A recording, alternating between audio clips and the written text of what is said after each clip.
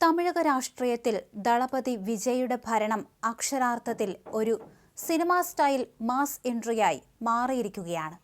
അധികാരമേറ്റ ഉടൻ തന്നെ തമിഴ് മണ്ണിലെ മദ്യഷോപ്പുകൾക്ക് പൂട്ടിട്ടുകൊണ്ടുള്ള വിജയുടെ വിപ്ലവാത്മകമായ ഒരൊറ്റ ഉത്തരവ് സംസ്ഥാനത്തെ സ്ത്രീജനങ്ങളുടെ കണ്ണീരൊപ്പിയിരിക്കുന്നു. എൻ്റെ അച്ഛനെ എനിക്ക് തിരിച്ചു തന്നു, ഇപ്പോൾ വീട്ടിൽ കുറച്ചെങ്കിലും സമാധാനമുണ്ട് എന്ന തമിഴ്നാട്ടിലെ സാധാരണക്കാരായ അമ്മമാരുടെയും സഹോദരിമാരുടെയും വാക്കുകൾ ഈ തീരുമാനത്തിന് ലഭിച്ച ഏറ്റവും വലിയ അംഗീകാരമാണ്. ലഹരി വിപത്തിനെതിരെ വിട്ടുവീഴ്ചയില്ലാത്ത നിലപാടാണ് പുതിയ സർക്കാർ സ്വീകരിക്കുന്നത്.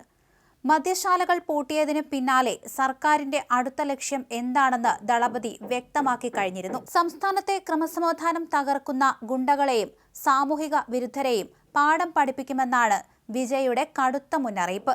ജനങ്ങളുടെ സുരക്ഷയ്ക്കാണ് മുൻഗണനയെന്നും കുറ്റവാളികൾക്ക് തമിഴ്നാട്ടിൽ സ്ഥാനമുണ്ടാകില്ലെന്നും അദ്ദേഹം പ്രഖ്യാപിച്ചു.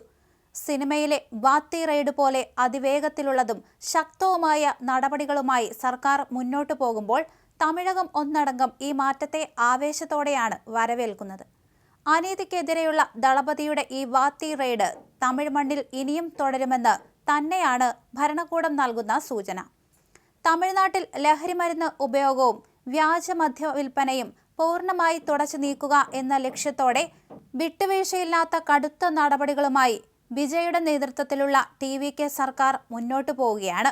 ഇതിന്റെ ആദ്യപടിയായി സംസ്ഥാനത്തെ സ്കൂളുകൾ, കോളേജുകൾ, ഹോസ്റ്റലുകൾ, ബസ് സ്റ്റാൻഡുകൾ, റെയിൽവേ സ്റ്റേഷനുകൾ എന്നിവയുടെ പരിസരങ്ങളിൽ ഉദ്യോഗസ്ഥർ സ്ഥിരമായി പരിശോധന നടത്തണമെന്ന് മുഖ്യമന്ത്രി കർശന നിർദ്ദേശം നൽകി.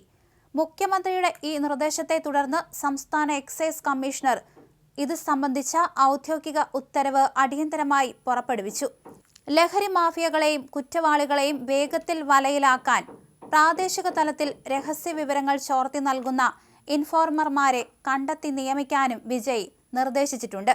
കൂടാതെ ലഹരിമരുന്ന് വ്യാജമദ്യ നിർമ്മാണവും വിതരണവും നടക്കാൻ സാധ്യതയുള്ള കരിഞ്ചന്തകളെയും താവളങ്ങളെയും കേന്ദ്രീകരിച്ച് നിരന്തരമായ റെയ്ഡുകൾ നടത്തണമെന്നതടക്കം 14 കർശന നിർദ്ദേശങ്ങളാണ് എക്സൈസ് കമ്മീഷണർ ഇപ്പോൾ ഉദ്യോഗസ്ഥർക്ക് കൈമാറിയിരിക്കുന്നത്.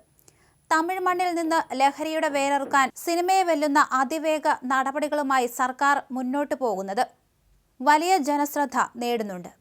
അതേസമയം ഇന്ധനവില വർധനവിനെതിരെ രൂക്ഷ വിമർശനവുമായി തമിഴ്നാട് മുഖ്യമന്ത്രി വിജയ്.